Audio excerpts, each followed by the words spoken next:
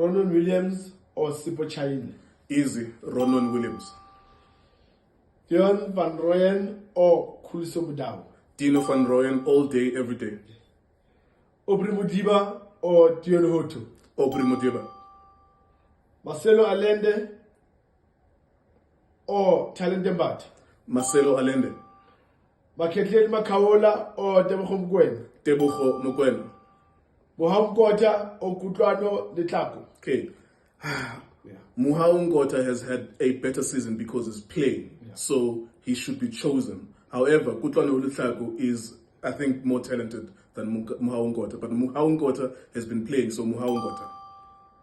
Ikram Reyners or Tsegofatso Mabasa? Ikram Reyners, more goals, easy. Lucas Ribeiro or Relebohile Mufukeng? I'll choose Mufukeng not based on anything other than the fact that I'll always choose him. Lucas Ribeiro is better season player of the season, but I'll choose Mufukeng. Themba Zwane or Patrick Maswanganyi?